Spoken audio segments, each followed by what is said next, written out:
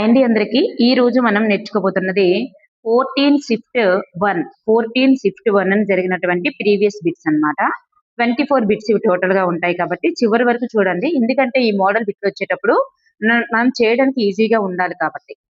ఇక్కడ చూస్తే ఒక కుంభాకార చతుర్భుజం యొక్క 3 బాహ్య కోణాలు అనేవి ఇచ్చారు. అయితే 4వ శీర్షం వద్ద గల అంతర కోణం విలువ ఎంత అని అన్నారు.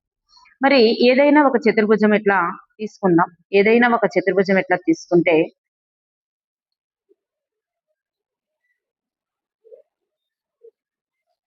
ఇట్లా తీసుకున్నాం అనుకోండి. మరి ఇక్కడ ఏమన్నారు? 3 బాహ్య కోణాలు అన్నారు. బాహ్య కోణం అంటే ఏంటంటే ఇలా పొడిగించగా ఏర్పడినటువంటి కోణం. ఇలా పొడిగించగా ఏర్పడినటువంటి కోణం అన్నమాట. ఇలా పొడిగించగా ఏర్పడినటువంటి కోణాలు. మరి ఇక్కడ చూస్తే ఈ ఇలా పొడిగించగా ఏర్పడినటువంటి అన్ని కోణాల మొత్తం ఎంత వస్తుందంటే 360 డిగ్రీలకి సమానం. బహుభుజి యొక్క ఒక భుజాన్ని బయటికి పొడిగించినప్పుడు ఆ పొడిగించబడినటువంటి భుజానికి మరియు దాని పక్క భుజానికి మధ్య గల కోణాన్ని బాహ్య కోణం అంటాం. మరి ఈ బాహ్య కోణం మరి ఇక్కడ ఏమవుతుందంటే బాహ్య కోణము అంతర కోణం కలిపి 180 డిగ్రీలు వస్తుందండి. బాహ్య కోణము అంతర కోణం కలిపి, ఎందుకంటే ఒక సరళరేఖ మీద కోణం 180 డిగ్రీలు కాబట్టి అట్లా వస్తుంది. కానీ ఈ బాహ్య కోణాలు, ఈ 4 బాహ్య కోణాలు కలిపి మనకి ఎందుకు వస్తుందంటే 360 డిగ్రీలకి సమానం. సో దానిని బట్టి ఇక్కడ 4 బాహ్య కోణాలు, మరి 3 బాహ్య కోణాలు ఇచ్చేసారు. 3 బాహ్య కోణాల్లో ఒకటి 110, ఒకటి 50 డిగ్రీస్, ఒకటి 90 డిగ్రీస్ అయితే మరి ఇంకొకటి ఎంత వస్తుంది మనకి? ఇంకొకటి మొత్తం కలిపి 360 ఇవ్వాలి కాబట్టి ఇంకొకటి కూడా 110 అనేటటువంటిది వస్తుంది. 110 అనేటువంటిది వస్తుంది. మరి మనకు వచ్చింది బాహ్య కోణం. కానీ 4వ శీర్షం వద్ద గల ఏ కోణం అడిగారు? అంతర కోణం అడిగారు. అంతర కోణం అంటే ఏంటి? ఈ లోపల ఉన్నటువంటి కోణాన్ని అంతర కోణం అంటారు. మనకి సరళ రేఖ మీద కోణం 180 డిగ్రీలు అని తెలుసు కదా. మొత్తం కోణం 180 డిగ్రీలు అయితే ఒకటి 110 డిగ్రీలు అయినప్పుడు ఇంకొకటి ఎంత వస్తుంది? 70 డిగ్రీలు. ఈ 70 డిగ్రీలు అయితే మొత్తం మనకి సరళ రేఖ మీద కోణం 180 డిగ్రీలు అనేటటువంటిది అవుతుంది. సో ఇక్కడ మనకి 70 డిగ్రీలు అనేది రైట్ ఆన్సర్. నెక్స్ట్ వన్, ఈ క్రింది వానిలో సరికానిది గుర్తించండి. అన్ని త్రిభుజాల యొక్క మధ్యగత రేఖలు ఆ త్రిభుజాల అంతరంలోనే ఉంటాయి అన్నారు. మరి మధ్యగత రేఖలు అంటే ఏంటి? ఇలా త్రిభుజం ఇచ్చారు. మధ్యగత రేఖలు అంటే ఏంటంటే మరి ఏదైనా ఒక భుజం యొక్క మధ్య బిందువు, ఈ మధ్య బిందువు నుంచి ఆ త్రిభుజం ఎదురుగా ఉన్నటువంటి త్రిభుజ శీర్షానికి ఇట్లా కలిపేది. అంటే ఫస్ట్ మధ్య బిందువును తీసుకొని శీర్షానికి ఇట్లా కలిపేది. సో ఇక్కడ అన్ని మధ్యగత రేఖలు ఆ త్రిభుజాల యొక్క అంతరంలోనే ఉంటాయి అన్నారు. సో ఇలా ఉంటాయా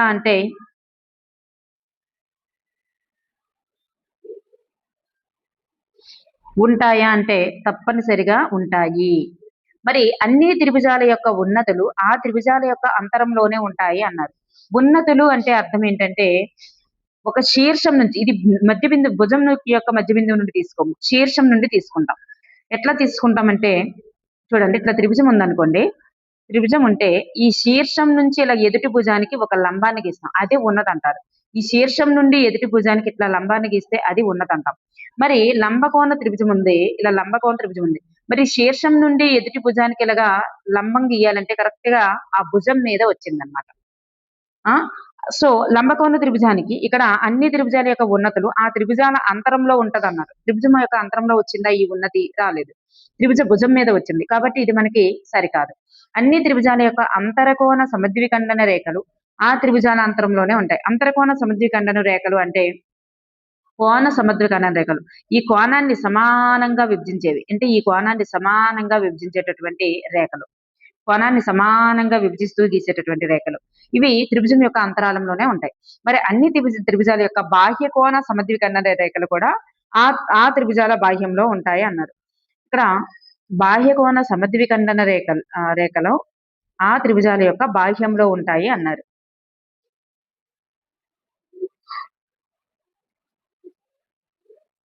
బాహ్య కోణ సమద్విఖండన రేఖలు అంటే బయట ఎక్కడో వస్తుందండి. అవన్నీ కూడా త్రిభుజానికి బయటే వస్తుంది అనమాట, బయటే వస్తాయి. సో ఇవి కూడా రైట్ ఆన్సర్ అన్నమాట. నెక్స్ట్ వన్ అంటే 2 మాత్రమే సరికాదు. 6 సెంటీమీటర్ల పొడవు గల ఏబి రేఖాఖండము ఎక్స్ వద్ద సమద్విఖండనం చేయబడింది. చూడండి, 6 సెంటీమీటర్లు గల ఏబి అనేటటువంటి రేఖాఖండము ఎక్స్ అనేటటువంటి బిందువు వద్ద, ఎక్స్ అనేటటువంటి బిందువు వద్ద సమద్విఖండనము చేయబడిందంటే సమానంగా విభజించిందని అర్థం. మరి ఇది టోటల్ గా 6 కదా, అప్పుడు ఇది ఎంత అవుతుంది, ఇది 3 అవుతుంది, మరి ఇది కూడా 3 అవుతుంది, సమానంగా విభజించబడింది కాబట్టి. మరి అట్లా అయినప్పుడు ఎక్స్ బి అనేటటువంటి రేఖాఖండము, మరి ఎక్స్ బి అంటే ఇదే కదా, ఇది ఎక్స్ ఇది బి, ఈ ఎక్స్ బి అనేటటువంటి రేఖాఖండం అంట, ఎక్స్ బి అనేటటువంటి రేఖాఖండం వై వద్ద సమద్విఖండనం అట్లా చేయబడిందంట. ఈ వై వద్ద సమద్విఖండనం చేయబడితే ఇది 1.5 అవుతుంది, ఇది కూడా 1.5 అవుతుంది. అప్పుడు ఎక్స్ వై రేఖాఖండం యొక్క పొడవు ఎంత? మనకి ఎక్స్ వై అంటే ఏమొచ్చింది, ఇదే కదా ఎక్స్ వై అంటే, మరి ఎక్స్ వై రేఖాఖండం పొడవు ఎంత వచ్చింది, 1.5 అనేటటువంటి రైట్ ఆన్సర్. నెక్స్ట్ వన్, ఆంగ్ల అక్షరం ఎక్స్ లో ఏం జరుగుతుందమ్మా, ఇది అల్పకోణాలు, సారీ, ఆంగ్ల అక్షరం ఎక్స్ లో 2 అల్పకోణాలు అనేటటువంటి వస్తాయి. ఇవి అధిక కోణాలండి, ఇవి అధిక కోణాలు, ఇవి అల్పకోణాలు, ఇవి అల్పకోణాలు. గ్రీన్ లో ఉన్నటువంటివి అల్పకోణాలు, అంటే అల్పకోణాలు అంటే 90 డిగ్రీల కంటే తక్కువ ఉండేటటువంటివి 2 వస్తాయి. 2 అధిక కోణాలు 180 కంటే ఎక్కువ ఉండేటటువంటి కోణాలు 2 వస్తాయి. 2 అల్పకోణాలు, 2 అధిక కోణాలు అనేటటువంటిది రైట్. ఇక్కడ ఒకసారి చూసుకున్నట్లయితే స్తూపము మరియు శంకువులు సమాన ఎత్తులు కలిగి ఉన్నాయంట. స్తూపము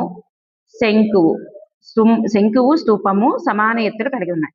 వాటి యొక్క భూ వ్యాసార్థాల నిష్పత్తి ఇచ్చారు, R1:R2. అయితే ఇక్కడ సమాన ఎత్తులు కలిగి ఉన్నాయి కదా, సో H1 H2లు సమానం, ఇక్కడ R1 R2 అనేటటువంటి ఇచ్చారు.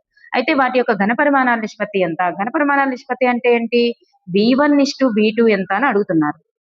మనకి B1 అంటే ఫస్ట్ ఘనపరిమాణం వేద్దాం, పై R²H అనేటటువంటిది ఫస్ట్ దాని ఘనపరిమాణానికి సూత్రం. R అంటే R1 H1 వేసుకోవాలి. నెక్స్ట్ 1/3 R2² అనేటటువంటిది శంకువు యొక్క ఘనపరిమాణానికి సూత్రం.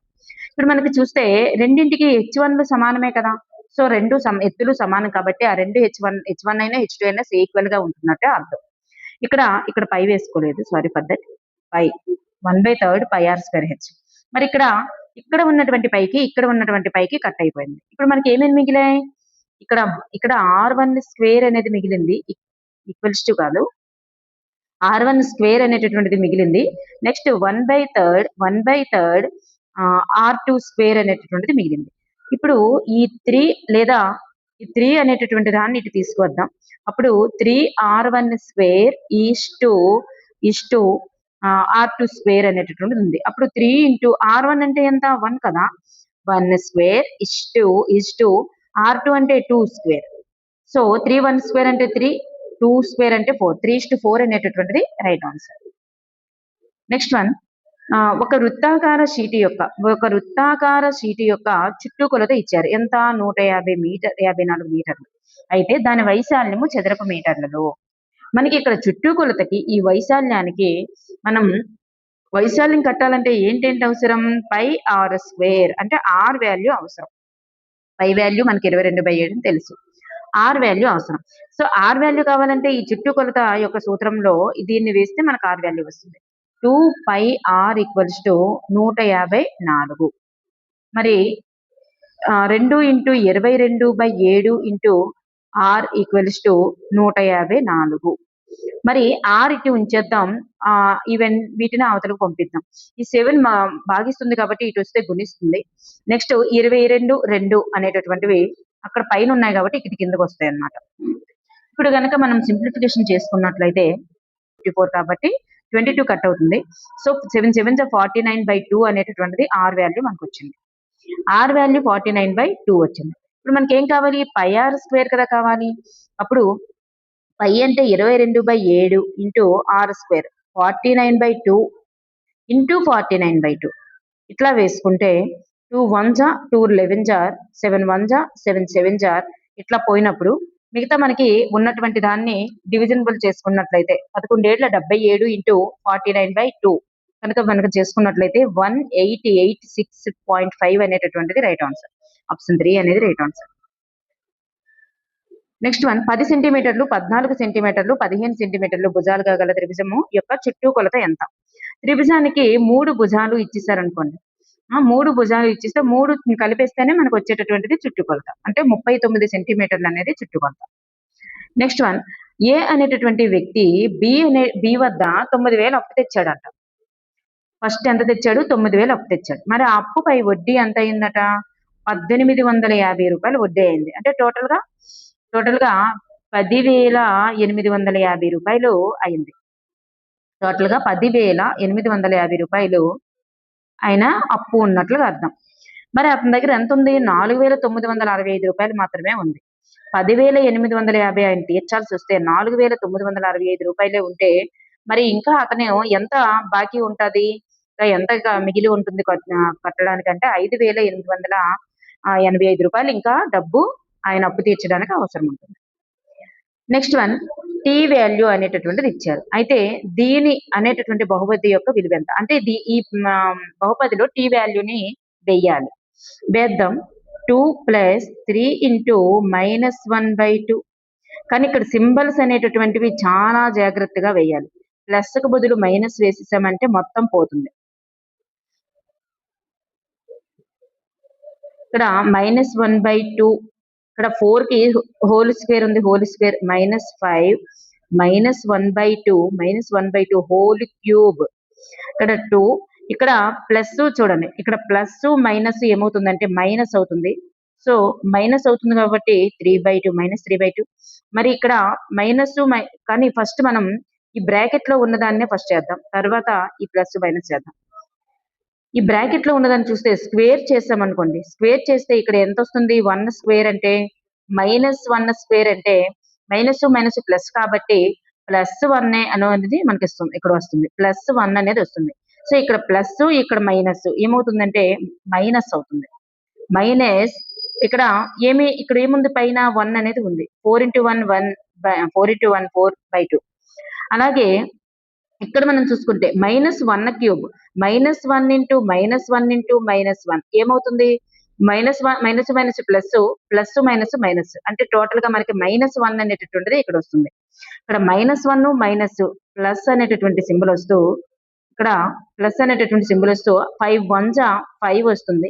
బై ఇక్కడ మనం చూస్తే 2 పై దానికి స్క్వేర్ చేసాం తప్ప కింద దానికి స్క్వేర్ చేయలేదు మనం, చూసుకోండి. Sorry for that. 2 2s 4. మరి ఇక్కడ కింద దానికి కూడా క్యూబ్ చేస్తే 8. 2 2s 4, 4 2s 8 కాబట్టి ఇప్పుడు మనం చూస్తే ఇక్కడ 4 కి కట్ అయ్యి ఇక్కడ ఎంత మిగులుతుంది? 1 అనేటటువంటిది మిగులుతుంది. అంటే 1 అనేది మిగులుతుంది. 2 లో నుంచి -1 తీస్తే ఎంత వస్తుంది? ఇంకా 1 అనేది వస్తుంది. 1 -3/2 + 5/8. మరి మూడింటికి కనుక కట్టుకున్నట్లయితే 8, ఇక్కడ ఏమీ లేదు అంటే 8 -2 4s 4 3s 12. అలాగే 8 ఉంది కాబట్టి ఇక్కడ +5. చూడండి 8 5 ఎంత అవుతుంది? టోటల్ గా 13. 13 లో నుంచి -5 తీస్తే ఎంత వస్తుంది? 1 అనేటటువంటిది వస్తుంది. 1/8 1/8 అనేటటువంటిది రైట్ ఆన్సర్.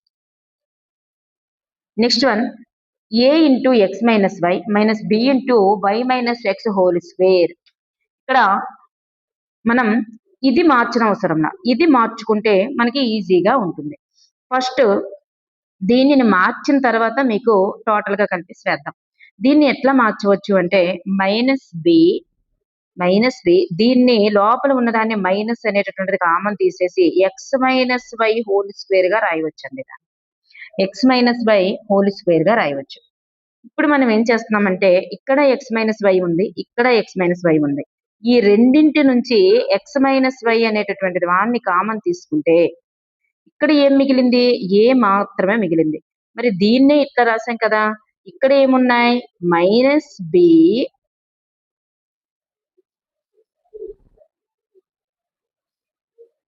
అలాగే ఇందులో x - y మాత్రమే కామన్ తెచ్చాం. ఇంకొక x - y ఉంది. -b బ్రాకెట్ లో x - y అనేటటువంటిది ఉంది. అంటే ఇప్పుడు x - y a మైనస్ ఇక్కడ ఏమవుతుంది? bx ఇది మైనస్ ప్లస్ y bx, ఈ b కూడా ఉంది కదా by -bx + by. చూడండి ఆప్షన్ 2 2 అవుతుంది, 4 అవుతుంది. Option 4 is the right answer. Next one, ఇక్కడ పి వాల్యూ అనేటటువంటిది ఇచ్చారు, క్యూ వాల్యూ అనేటటువంటిది ఇచ్చారు. అయితే p plus are equals to q అయ్యేటట్లుగా PQR లు బీజీయ సమాసాలు అయితే ఆర్ వాల్యూ ఎంత అన్నారు. చూడండి, P plus are equals to Q, కానీ మనకి ఏం కావాలి, ఆర్ కావాలి. ఆర్ కావాలంటే ఏం చేయాలంటే క్యూ అవతల నుంచేసి ఈ పిని అవతలకు పంపిస్తున్నాం. పిని అవతలకు పంపిస్తే ఏమవుతుంది, R value Q minus P. అంటే ఈ క్యూలో నుంచి ఈ పిని తీసేస్తే మనకి ఆర్ వాల్యూ వస్తుంది. క్యూ ఏంటి, 4x minus 1/2x² minus 1/3x³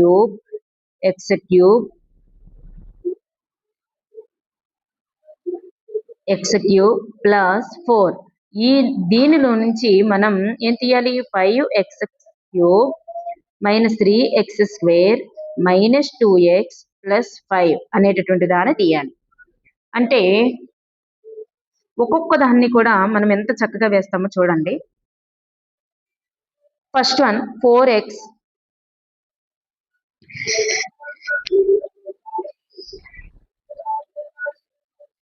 first one cube ఉన్నటువంటి వాటిన్నింటిని ఫస్ట్ వేద్దాం.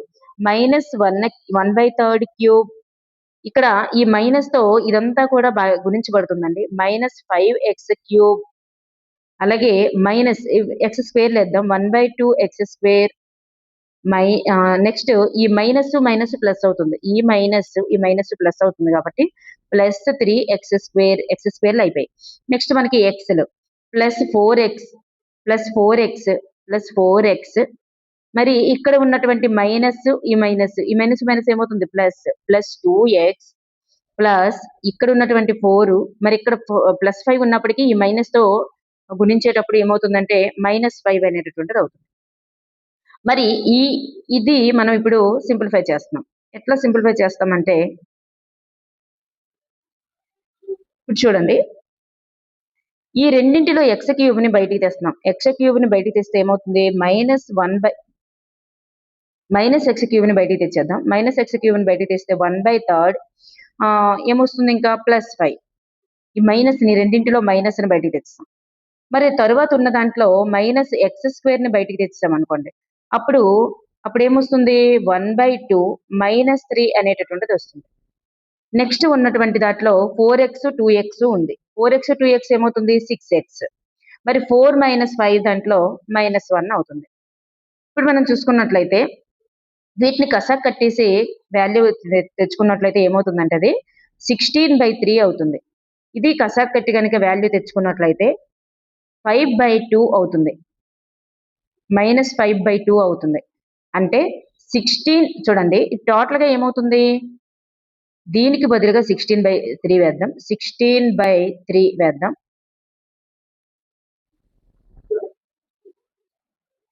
మరి దీనికి బదులుగా ఏం వేయాలి, -5/2 అనేటటువంటిది వేస్తున్నాం, అంతే కదా. ఇక్కడ మనకి ఆన్సర్. సో ఇప్పుడు ఆన్సర్ చూసుకున్నట్లయితే option 2 is the right answer. -16x³ 3 plus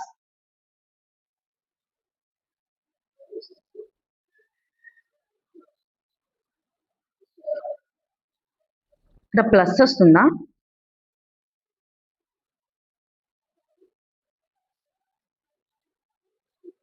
ఎందుకు ప్లస్ వస్తుందంటే ఈ మైనస్ గుణించేటప్పుడు మనకి ప్లస్ వస్తుంది.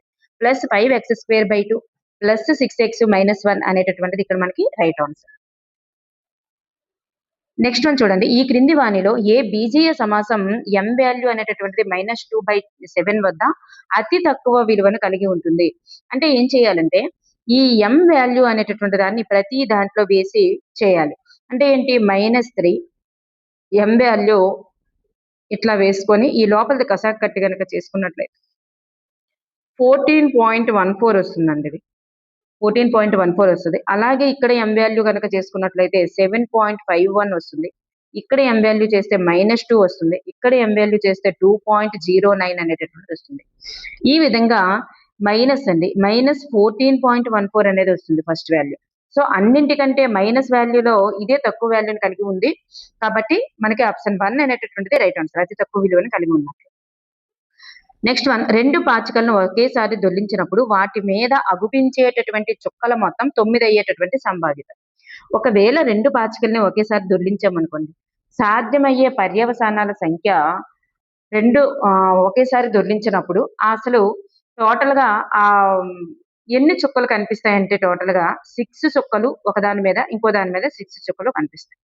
అంటే టోటల్ గా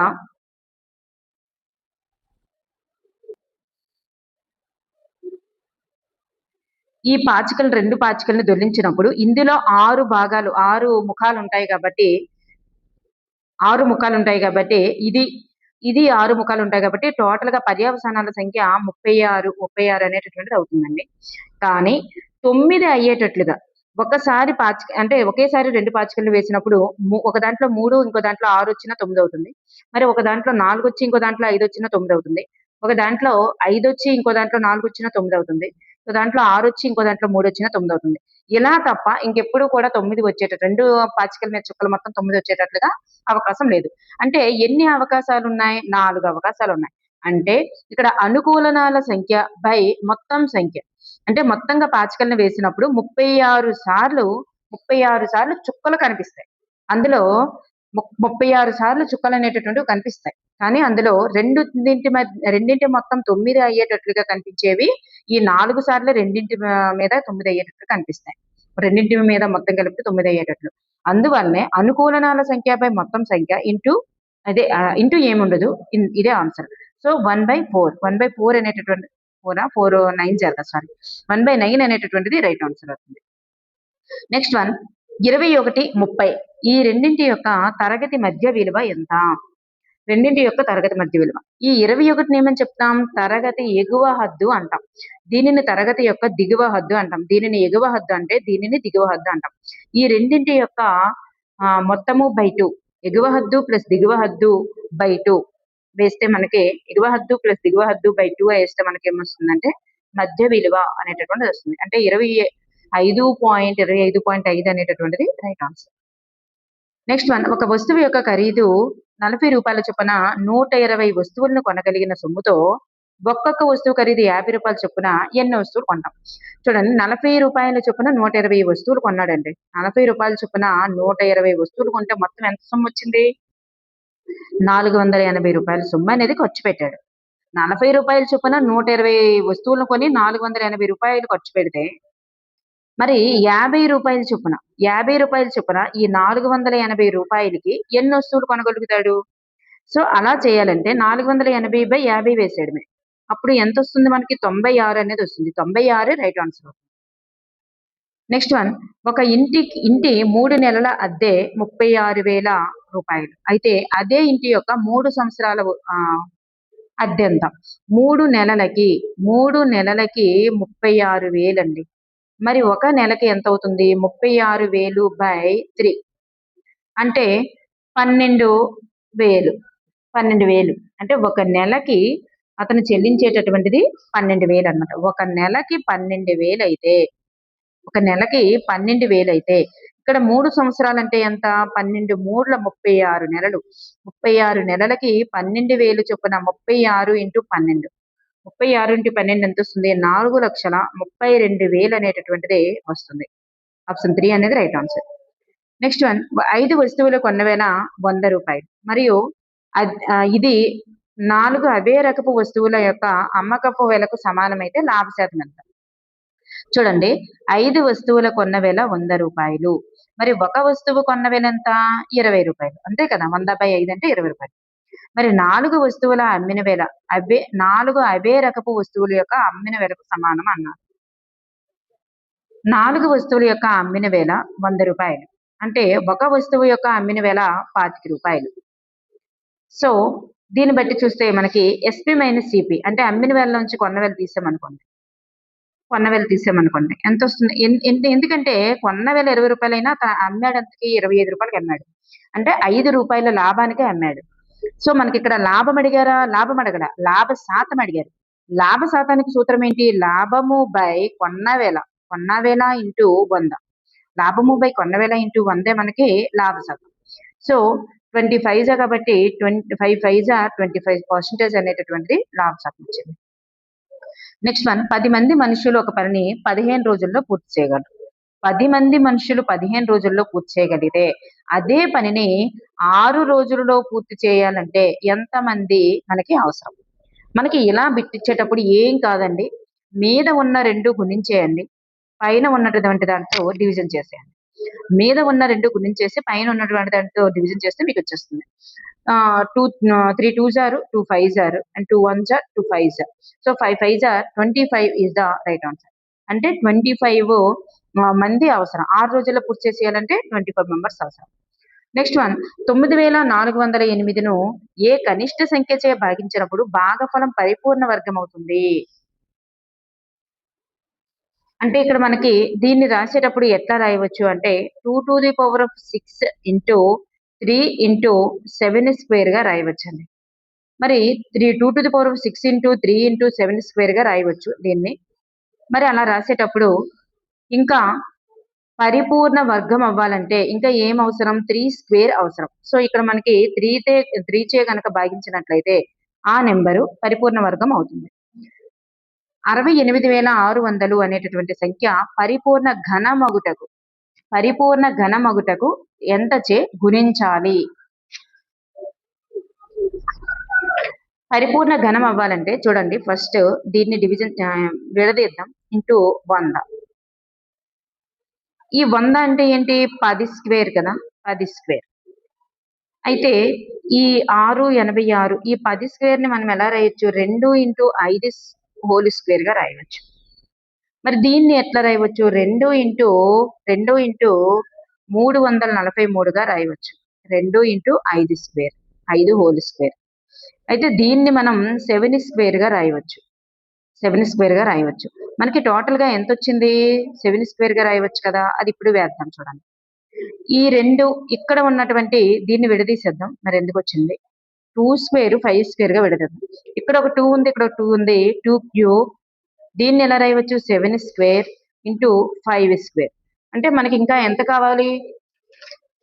మనకి ఎంత కావాలి? ఇది 7 స్క్వేర్ కాదు, 7 క్యూబ్ గా రాయవచ్చు. సో 5 స్క్వేర్ అంటే అన్ని క్యూబులు వస్తేనే మనకి ఘనం అయినట్లు అర్థం. అంటే ఇక్కడ మనం ఇంకా 5 తో గుణించినట్లయితే అది పూర్తిగా పరిపూర్ణ వర్గం అవుతుంది. అంటే అప్పుడు కూడా 5 క్యూబ్ గా మారుతుంది కాబట్టి.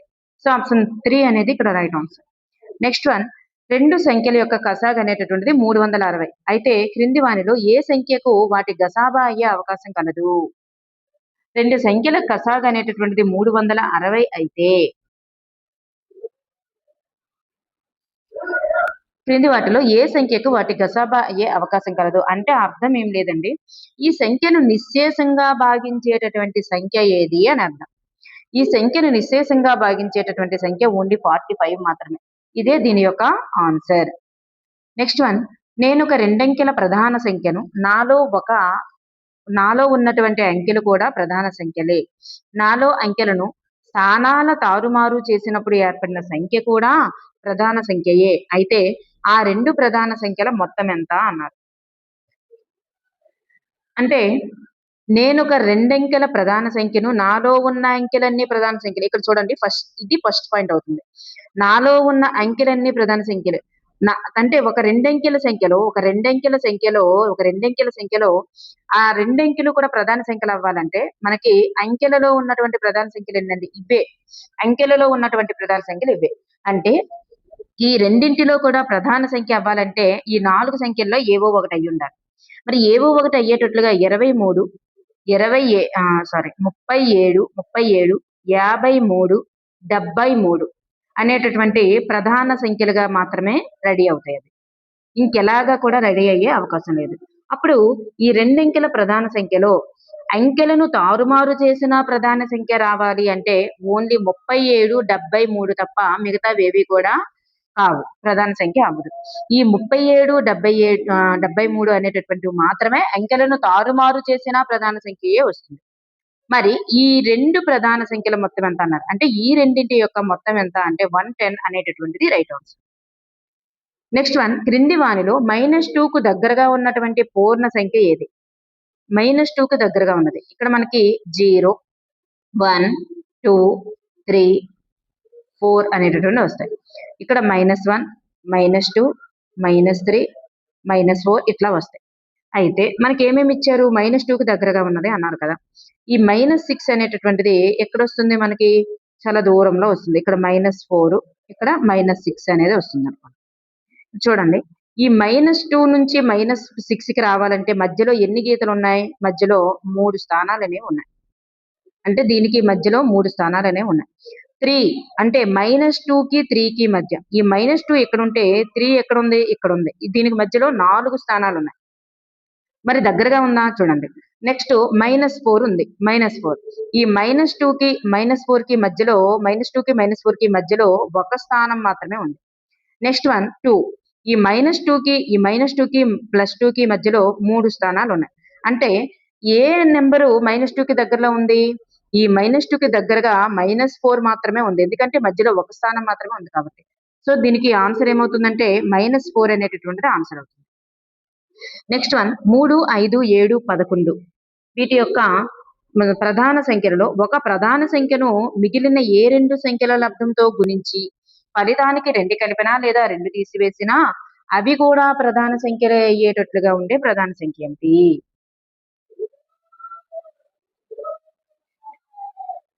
ఇది చూడండి. ఇక్కడ సరి చూడడం తప్ప ఇంకొక ఆప్షన్ లేదు. కానీ ఇక్కడ ఏం చేస్తున్నాం? ఫస్ట్ ఆప్షన్‌గా ఏం తీసుకుంటున్నాం? 3 అనేటటువంటి దాన్ని తీసుకున్నాం అనుకోండి. ప్రధాన సంఖ్యల్లో ఒక ప్రధాన సంఖ్యను మిగిలిన ఏ 2 సంఖ్యల లబ్దంతో గుణించి ఫలితానికి 2 కలిపినా 2 తీసివేసినా ఇది చాలా పెద్ద ప్రొసీజర్ అండి యాక్చువల్‌గా అయితే. ఎందుకంటే దీనికి డైరెక్ట్ ఆన్సర్ ఏంటంటే 3 మాత్రమే ఆన్సర్ అవుతుంది. 3 మాత్రమే ఆన్సర్ అవుతుంది. మిగతావి ఆన్సర్ అయ్యేటటువంటి ఛాన్స్ లేదు. ఎందుకంటే వీటిని ఈ మిగిలినవి ఎందుకు ఆన్సర్ అవ్వంటే ఈ సంఖ్యలు తీసుకుంటే మిగిలిన వాటి నంబరు ఈ 5ని గనక తీసుకున్నాం అనుకోండి. ఈ మిగిలిన ఏ 2 నంబర్లు తీసుకున్నా వాటి లబ్ధం అనేటటువంటిది 387 వచ్చేస్తుంది. ఇది సో ఇది ప్రధాన సంఖ్య కాదు. మరి 385 వచ్చేస్తుంది. మరి దీనికి 385 వస్తది. దీనికి 2 కలిపినా తీసివేసినా సరే అది ప్రధాన సంఖ్య కాదు కాబట్టి ఇవేవి కూడా అవ్వదు. ఆప్షన్ 3 మాత్రమే దీనికి ఇక్కడ ఆన్సర్ అవుతుందన్నమాట. 3ని గనక తీసుకున్నాం అనుకోండి మిగిలిన 2 సంఖ్యల లబ్ధాన్ని చేసి వాటికి 2 కలిపినా 2 తీసివేసినా అవి కూడా ప్రధాన సంఖ్యలో అవుతుందన్నమాట. ఓకే అండి. Thank you for everyone.